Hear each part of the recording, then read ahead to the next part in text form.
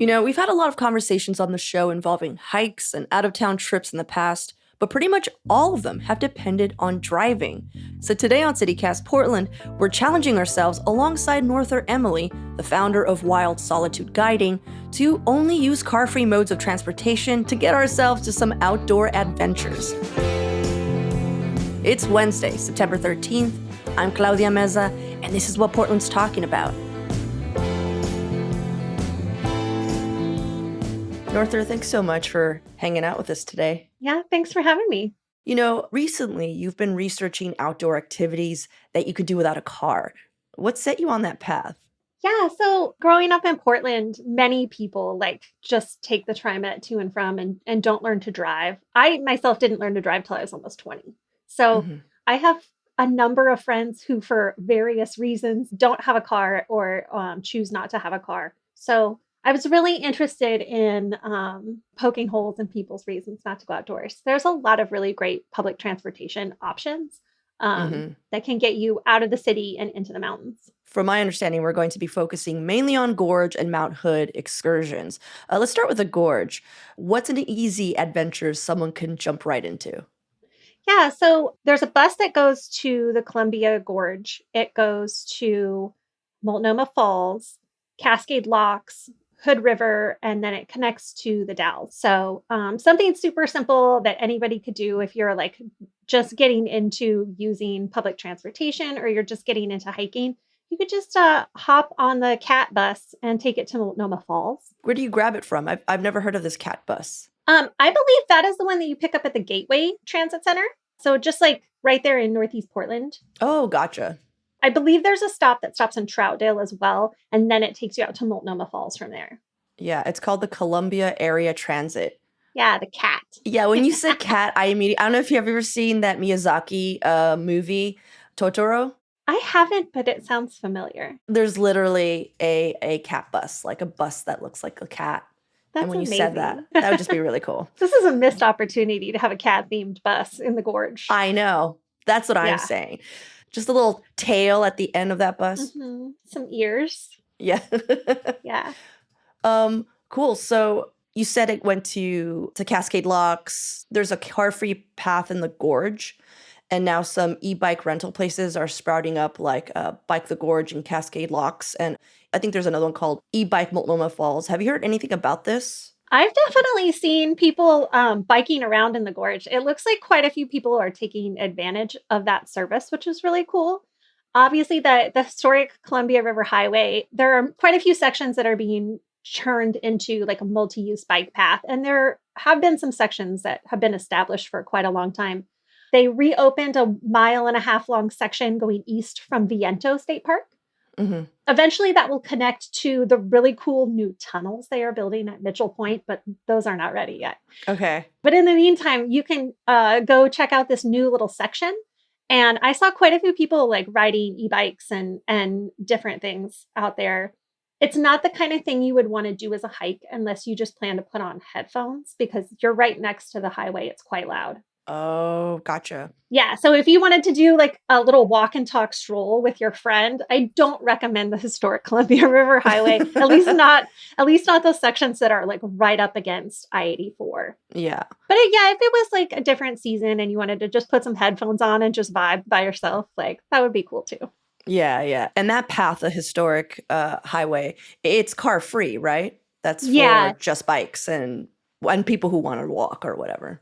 Yeah, there are trailheads at Tooth Rock. There's one in Mosier, which goes past the Twin Tunnels. That's so cool and scenic. Mm-hmm. And one time I saw a cougar on that path. So you can definitely the lady in front of me with the stroller was not as excited as I was. She was like, I'm leaving. And I was like, ooh, not me. But you can see some real wildlife. There are cougars and bears and stuff in the Gorge. But you can also just use the bus as a great way to access Multnomah Falls and all of the hikes that you can do from there. Everything from just going to the top of the falls to using the old 400 trail to range out east and west. You could do a little loop with Multnomah to Wakena Falls. That's a classic. That's one of my favorite hikes. Classic loop. Classic loop, totally. Well, how about something more challenging? If you were going to take the CAT If I really wanted to challenge myself, or if I had a client who came to me and really wanted like a super exciting challenge, I would recommend taking the cat to Cascade Locks and getting on the Pacific Crest Trail. Shut And up. Are you you could saying? go all the Okay, I'm sorry. You could go to fucking Mexico. you could go to Mexico I'm like, what's or Canada. what's a more challenging hike? And you're like, Just get on the PCT. get on the Pacific Crest, head to Canada. Stop talking to me about wanting a more challenging route. How about that, huh? There's really no limit, and that's what makes these like opportunities so I cool. love it. But if you wanted something bite-sized, you could just go across the Bridge of the Gods and go north on the PCT to Table Mountain. It's always been a hard hike, but it used to be shorter to get there, but they closed one of the trailheads. So now you got to get there a long way. The good thing about this is it means nobody else will be up there. Mm. That's an incredible hike. And then the other option would be, going south on the PCT. You would climb up to the Gorge High Country, hit up Wadham Lake, which is beautiful and scenic. And then you could actually skirt along the edge of the Bull Run watershed unit there and pop out at Lolo Pass. Mm-hmm. Take Lolo Pass to the Timberline Trail, just like skirt around the side of the mountain, and you'd pop out at Timberline Lodge where you could get on another bus and head back to town. How long is that? I'm curious because that sounds pretty awesome. Oh my gosh, that'd be like a week-long backpacking trip. I'm like, I have Sunday open. Can I do this, Norther? Yeah. I love burgers at the lodge. No. Okay, great. No. You could take a bus up to the lodge and just, hike a little ways and then go get your burger. Yeah, that's what I've heard. All right, let's take a quick break here. And when we come back, how to go snowboarding without a car.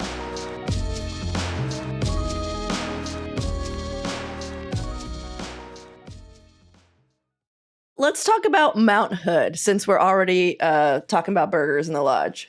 Yeah. So there's 2 buses that go up to Mount Hood. One is the Mount Hood village shuttle. That only goes as far as Rhododendron, but it stops in all those little towns going up the mountain. So like Brightwood, Wemy, Welches, all of that kind of thing. Tons of options there. A shorter hike in the lower elevations that would be really cool, especially if you had small children, would be to go to the Wildwood Recreation Area. They have a cool little fish viewing window that you can go look where the glass goes underneath the creek and you can see salmon spawning and stuff. Mm-hmm. But if you wanted more exercise, you could go up into the high country, and those trails go all the way through to the Clackamas River area. So you could definitely do a pretty substantial backpack up there. The Salmon and Huckleberry Wilderness is really cool. It's really wild despite how close it is to town, and there's a lot to see and do out there. That's cool. The other bus on Mount Hood is the Timberline Express. So that's one I've seen. Yeah. So that one I think does stop in Rhododendron. So you could switch from one Mount Hood bus to the other there. But that one mainly focuses on the upper reaches. So you could go to Ski Bowl, you can go to Mirror Lake, you can go to Timberline Trail, obviously. And there's some stops around Govey if you wanted to pick up one of the trails over there. So a lot more options for more of the high country, and those buses run year round, I believe. So I think the closest to Portland that you pick up that bus would be in Sandy at the Sandy Metro Transit. And I think that the bus also may pick up in Gresham, or there's a bus that you take from Gresham to Sandy and then you get on that one. Okay, cool. Yeah, sometimes I want to go, but I have a little Honda Fit, and so I can't really make it on the snow. And I love being up there in the snow. It's good to know. Yeah, lots of great options. So that's an easy excursion would just be to get on one of those buses that take you to Mount Hood and just poke around. Is there anything more challenging that wouldn't involve you, I don't know, skiing to Alaska?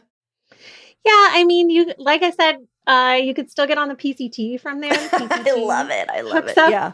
With the Timberline Lodge parking lot. So you can, go north towards the gorge, like we just talked about, or south towards the Olalley Lakes area, down to Timothy Lake, Mount Jefferson. I mean, you can just keep going.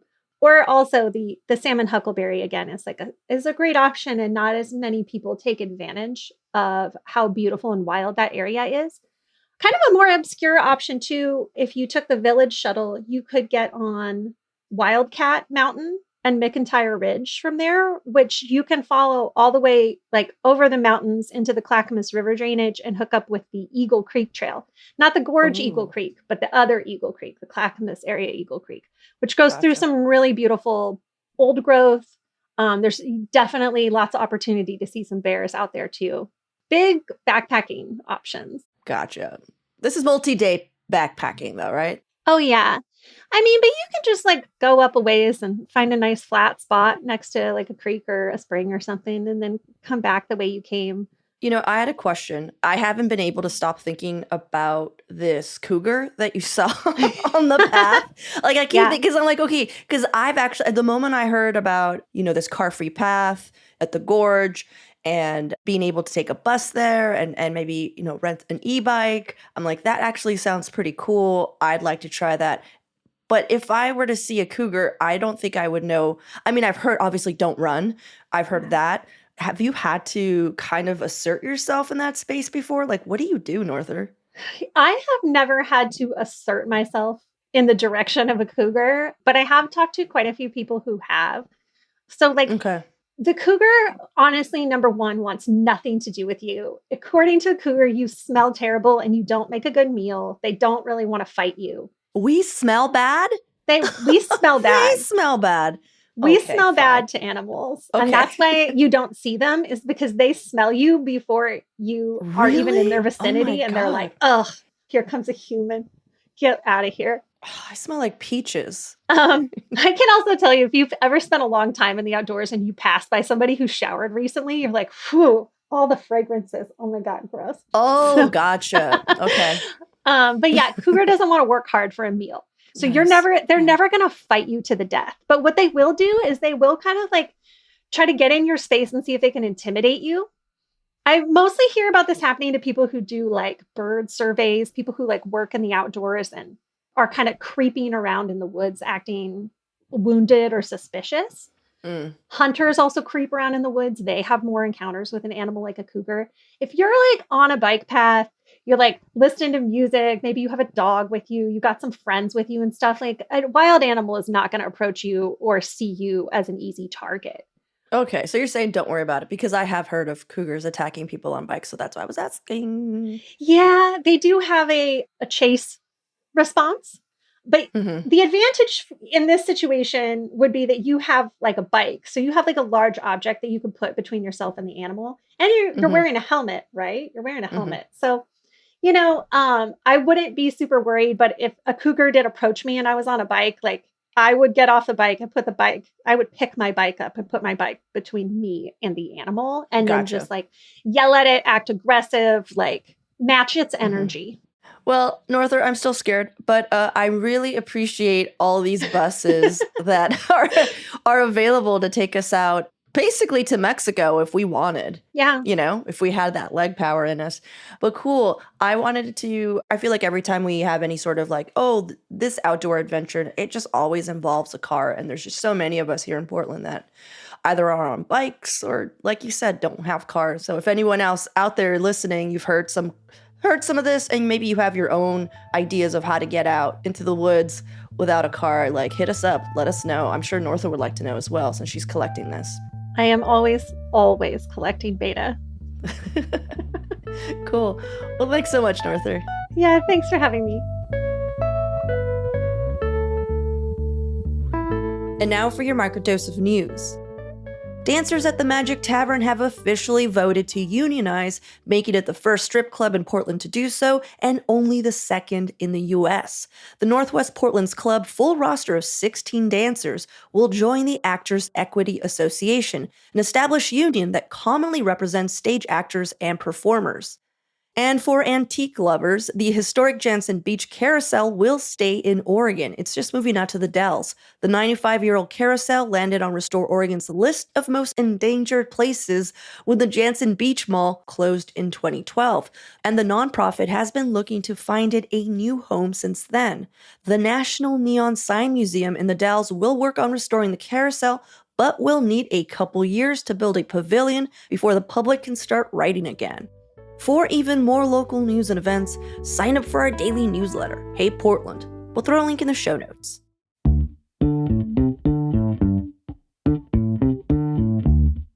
That's all for today here on CityCast Portland. Thanks so much for listening. If you enjoyed the show, please share it with a friend, rate, or leave us a good review. It'll really help us out. If you have any comments or suggestions for topics to cover, shoot us an email at portland@citycast.fm or leave us a voicemail at 503-208-5448. We'll be back tomorrow morning with more from around the city. Until then, see you at Slim's.